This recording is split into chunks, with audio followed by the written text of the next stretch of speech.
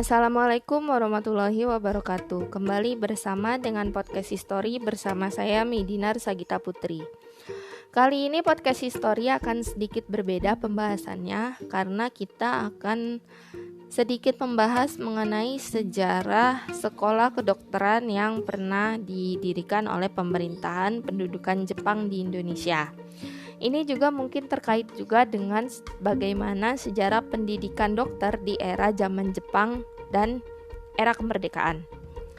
Baik, tanpa berlama-lama langsung kita ke pembahasannya. Ika Daigaku adalah sekolah khusus bidang ilmu kedokteran yang didirikan oleh pemerintahan pendudukan Jepang. Ika Daigaku didirikan menggantikan sekolah kedokteran yang sempat didirikan oleh pemerintahan pendudukan Belanda bernama GHS. Nah, Ika Daigaku berdiri pada tahun 1943 dan memiliki mahasiswa yang merupakan gabungan dari dua sekolah kedokteran Belanda, yaitu GHS dan NIAS. Nah, bahasa pengantar yang digunakan dalam sekolah Ika Daigaku adalah bahasa Indonesia. Jadi, Ika Daigaku memiliki bahasa pengantar dalam kegiatan belajar mengajarnya, yaitu bahasa Indonesia. Pada 14 Agustus 1945, seiring dengan berakhirnya kekuasaan Jepang di Indonesia, Ika Daigaku kemudian diambil alih oleh pemerintah Indonesia dan berubah nama menjadi Perguruan Tinggi Kedokteran Republik Indonesia. Untuk pembahasan selanjutnya akan disingkat menjadi PTKRI. Nah, di tahun 1946, seiring dengan terjadinya Perang Kemerdekaan, membuat PTKRI kemudian mengungsi ke daerah yang dikuasai oleh Republik bersama dengan pemerintah RI pada saat itu. PTKRI kemudian dipencar tempatnya ke 4 daerah, yaitu Jakarta, Solo, Klaten, dan Malang. Nah, di tahun yang sama pemerintah Belanda kemudian mendirikan Noord-Universiteit van Indonesia. Ini kalau spellingnya salah mohon maaf ya.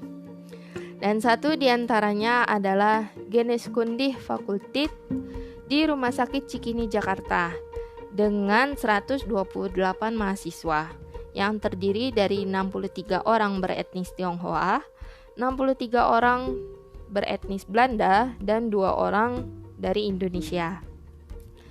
Nah, di tahun 1947 PTKRI yang berada di Malang kemudian ditutup dan diikuti oleh penutupan untuk cabang Solo dan Klaten 1 tahun setelahnya, yaitu pada tahun 1948.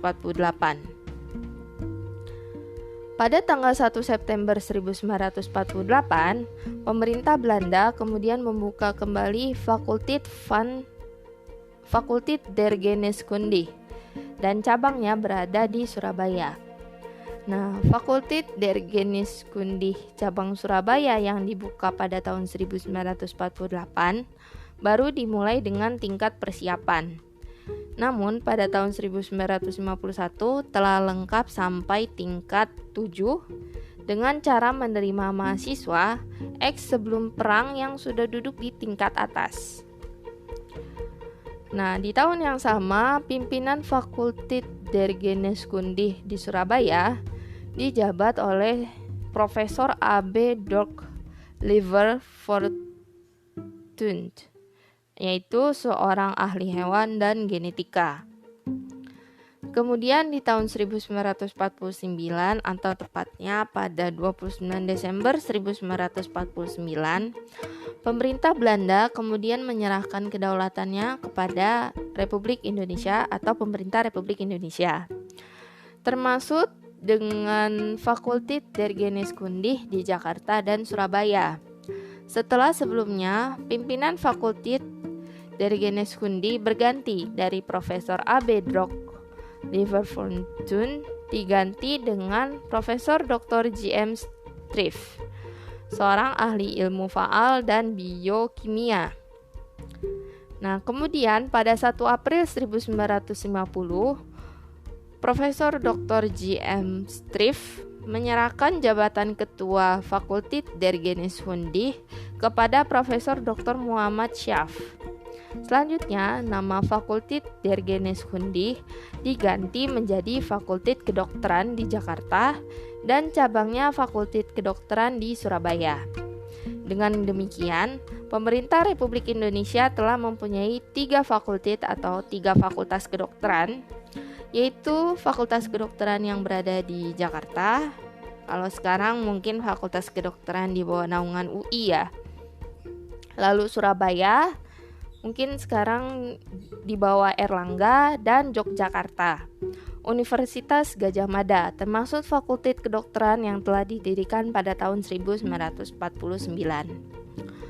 Baik, sekian yang dapat podcast History sampaikan untuk hari ini. Terima kasih sudah mendengarkan, kurang lebihnya mohon maaf.